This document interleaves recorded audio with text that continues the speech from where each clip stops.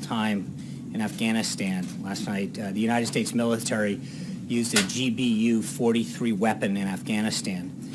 The GBU-43 is a large, powerful, and accurately delivered weapon. We targeted a system of tunnels and caves that ISIS fighters used to move around freely, making it easier for them to target U.S. military advisors and Afghan forces in the area. The United States takes the fight against ISIS very seriously, and in order to defeat the group, we must deny them operational space, which we did. The United States took all precautions necessary to prevent civilian casualties and collateral damage as a result of the operation. Any further details, I would refer you to the Department of Defense on that. Moving on, as you may know from the schedule, the President has a 2 o'clock event, so I'm going to try to keep this rather tight so the pool has an opportunity to get in and set up appropriately. Earlier today, the President signed H.J. Res. 43, bringing the total number of Congressional Review Act legislation pieces that he's signed now to 13. This resolution that he signed today overturns a regulation that was put in place by the previous administration on their way out the door that would have taken away the right of states to set their own policies and priorities for Title X family planning programs. Our federal system was set up to allow states to address the unique needs of their own populations when possible, especially when it comes to programs as important and sensitive as family planning. With the bill signing, the President has restored respect to states' rights on this particular issue. As I mentioned at the top, there's an event at 2 o'clock where the President will be meeting with the brave first responders who were involved in the I-85 bridge collapse and thank them that occurred in Atlanta, to thank them for their work and dedication in addressing this horrible situation. The bridge collapsed during rush hour on March 30th, but due to the heroic efforts of Atlanta's first responders, some of whom will be here today, no lives were lost. The President's proud to host these brave individuals and honor their commitment to protecting their community. Later this afternoon, the President will head to Florida for the Easter holiday. He will be departing Joint Base Andrews via motorcade as the preparations for the Easter egg roll are well underway on the South Lawn, preventing a Marine One departure. And while we're on the topic, I know it was brought up the other day, so just to give you a quick note on what to expect this coming Monday, we expect more than 21,000 people to attend the Easter egg roll. The allocations of tickets have been given to schools, children's hospitals, and military and law enforcement families. Commemorative eggs will be handed out to the children who attend. Nearly 18,000 eggs were ordered, which is in line with past years. The event will start at 7:30 with different groups of guests arriving every 2 hours to ensure that all the children have an opportunity to participate in more than a dozen activities that will be available. Further logistics and guidance will be provided over the weekend. Also today, the Treasury Department's Office of Foreign Asset Control, OFAC, designated one entity and one individual connected to human rights abuses against Iranian political prisoners in Iran's prisons.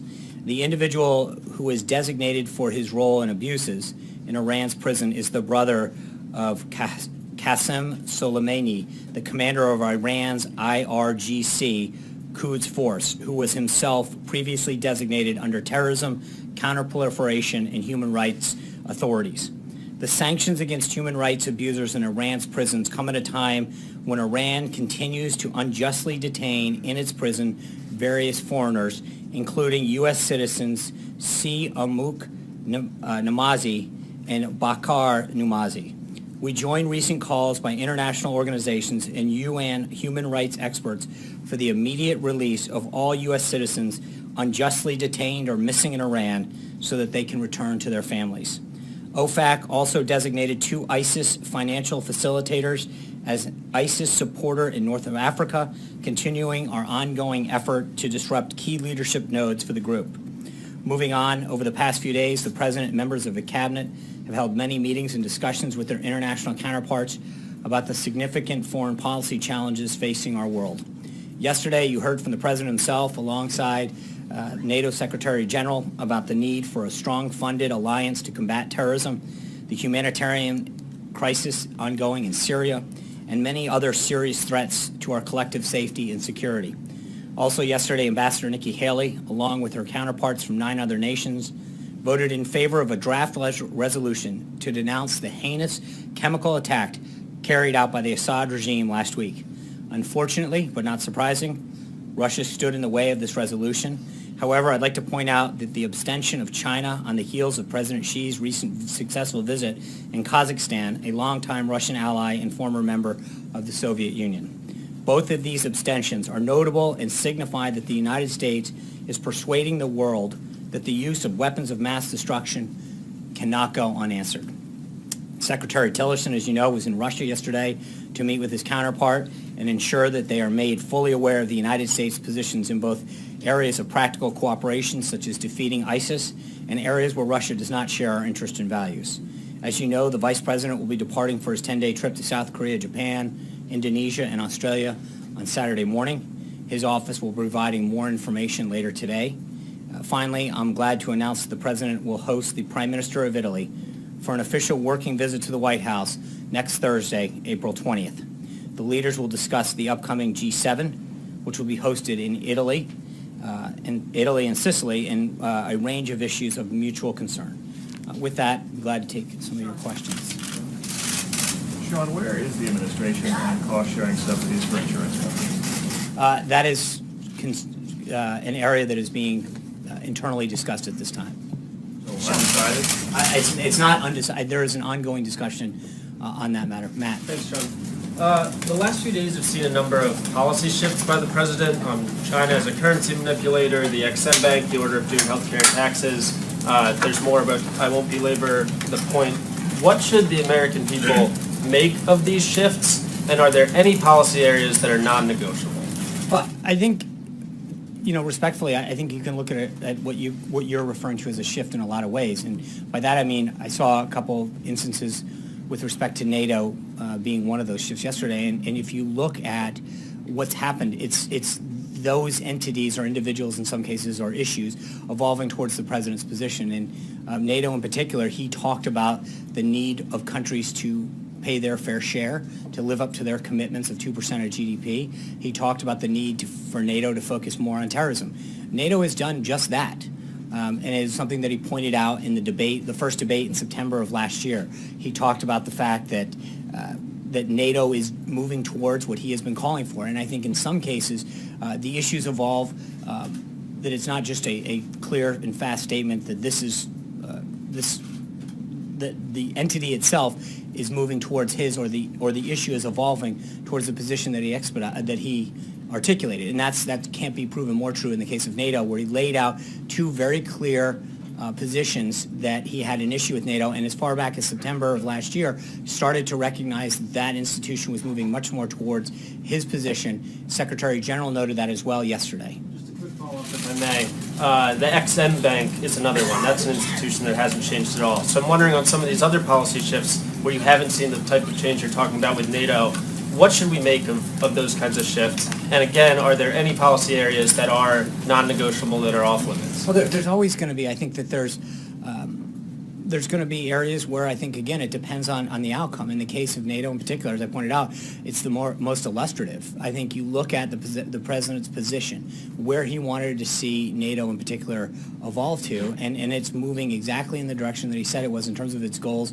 of increasing the amount of participation from other member countries, and two, is having a greater focus on terrorism, something that was reinforced by the Secretary General himself when he was here. I think when you look at these issues and you recognize the direction in which they're moving in a direction that the president stated very clearly. John. Thank you, Sean. On the GBU-43 bomb, Yeah. the first time it's ever been used, why did you choose this particular location?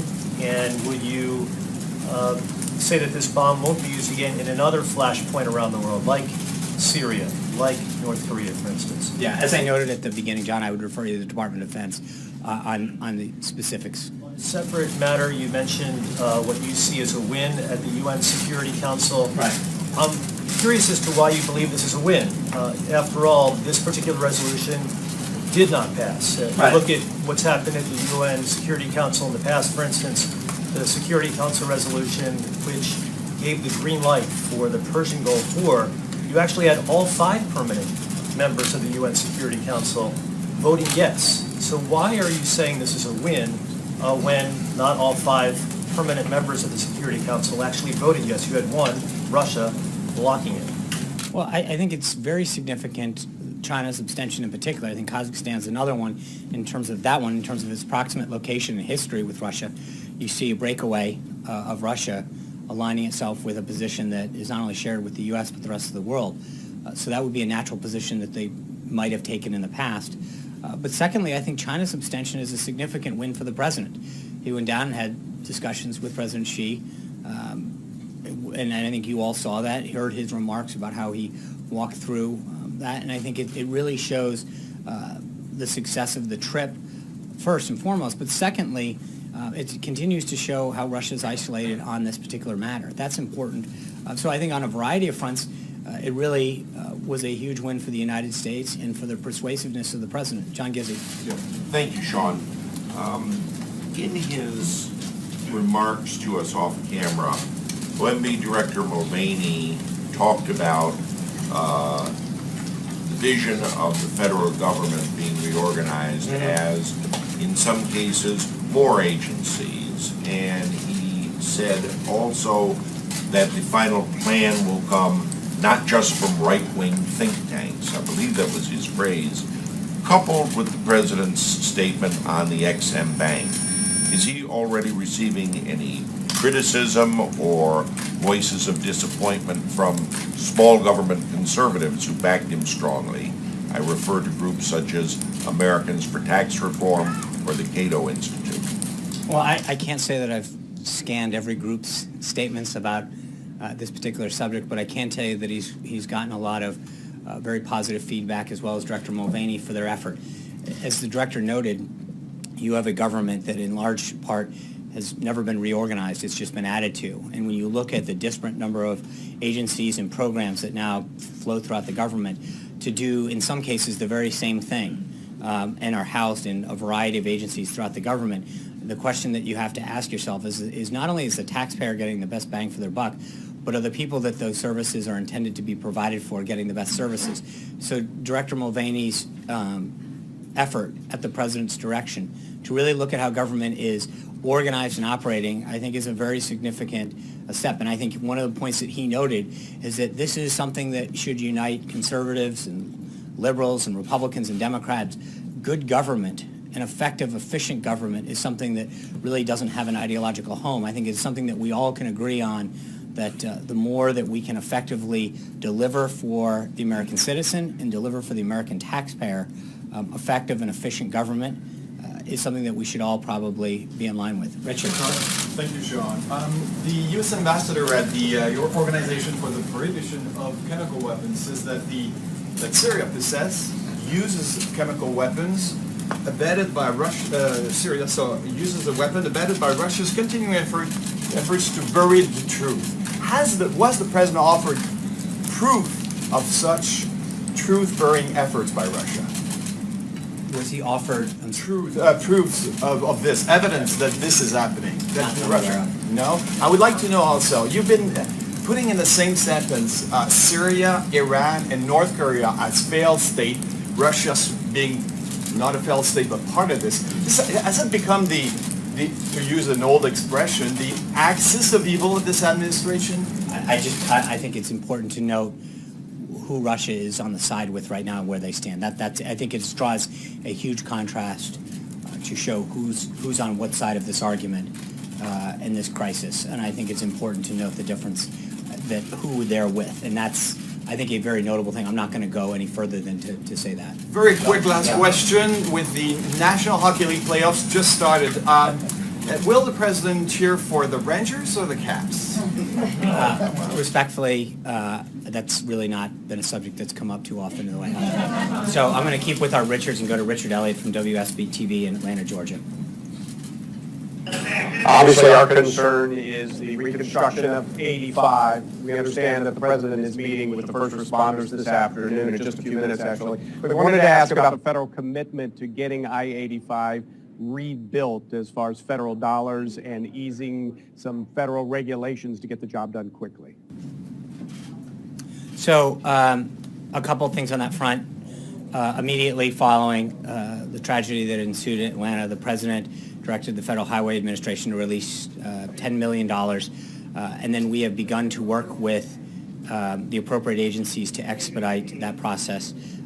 I know that there are critical repairs that have to get made, and I think that not only that the initial funding will help with that for the roads and the bridges and the emergency access that needs to get handled, but under emergency relief efforts, there are ways to expedite some of that funding, and the Department of Transportation and the Federal Highway Administration are probably the best way to get a better answer on that, but there are ways that some of that funding can be expedited beyond the initial commitment that the federal government has made. Mary. Thank you, John. Back on some of these shifts, on China in particular, the president did not mince words during the campaign. Now he says he and President Xi have been bonding. Xi means well. He says China's not a currency manipulator. What message does this send to the president's supporters who sent him to the White House thinking he'd be following through on his tough talk against China?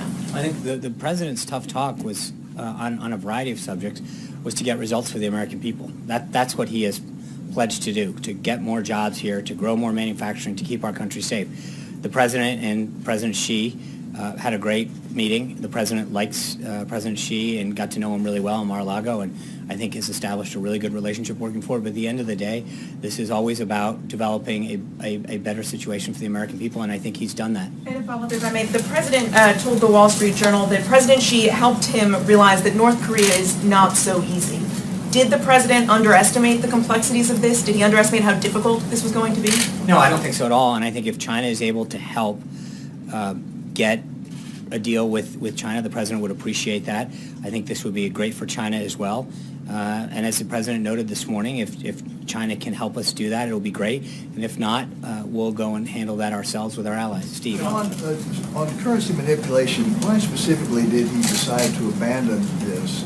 And what other tools does he have in his toolbox to try to modify China's trade balance? I think that's a very, very complex issue, and I think the president, I'm going to leave it to the president to specifically answer that. Vivian. But he hasn't given up on trying to modify No, China's he is. trade balance. It's not. I think the president is going to continue to make significant progress when it comes to that issue and to how our relationship is with China. He showed already what a great relationship he has with President Xi, and the results are already starting to pour in.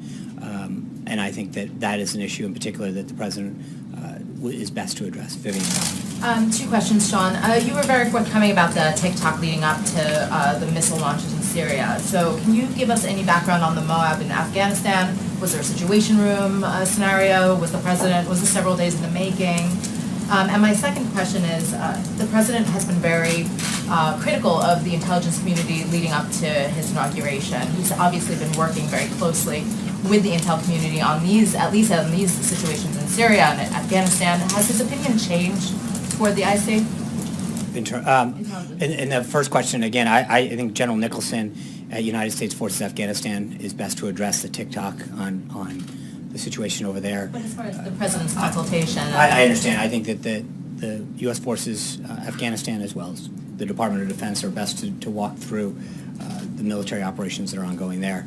I think with respect to the intelligence community and the national security team, as you know, the president has put together a world-class cabinet of top-notch national security experts from General Mattis, General Kelly, General McMaster, and others that continue to provide him the best advice to make the best decisions for this country.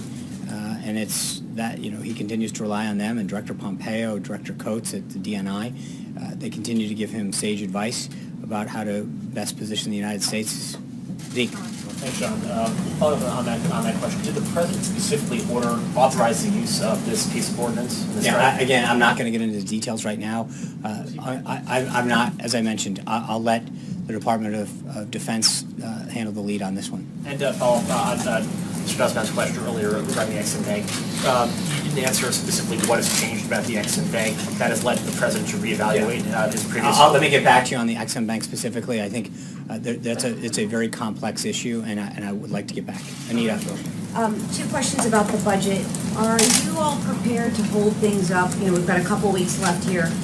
How serious are you about getting money for the wall? Would you hold up the spending plan for that? And I had one other question on that. So the government is currently funded through April 28th under a continuing resolution. We've made very clear to Congress that the president's priorities are increasing military spending and security of our border. We're going to continue to have conversations with Congress, and we feel confident that they'll do their job, but those conversations are ongoing. So you can't say whether you would have to have money in this budget or this budget? I will leave it to our team to continue the negotiations that they're having. Okay, and then the second question on the budget was, there's a proposal now to punish members of Congress who do not pass the spending plan in a variety of ways, withhold salary, even arrest. Do you support that Congress should be punished if Let's see. I think we're making significant progress. I feel very good about the momentum, and so I don't want to start getting into whether who's going to be naughty and nice. We're doing Kayla. Sean, historically, sitting presidents have refrained from stating preferences on where parts of the free market economy goes. But yesterday, President Trump said he wants low interest rates, he wants a weaker dollar, and then the market followed his preferences. So given his criticism of other economies and their intervention, how do you characterize that response? I think the president has made it very clear from the beginning that he's going to do what he can to fight on behalf of American consumers and American businesses to make sure that we can help create a environment here in America where businesses grow and industries continue to hire and jobs can come back, and then middle-income Americans can get some tax relief and keep more in their money and their hard-earned dollars. But traditionally, you have low interest rates when the economy is weak and needs help, and then they recover when the economy strengthens. So what was he trying to get at? I understand. I think what he is trying to do is, as you know, Kayla, through a lot of the coverage and a lot of the meetings that you guys have covered and seen here at the White House, the president is continuing to meet with business leaders and people who are creating jobs, union leaders, to find out what we can do. And the president has heard a lot and gotten a lot of feedback and already taken great steps to make sure that we can create a regulatory and tax environment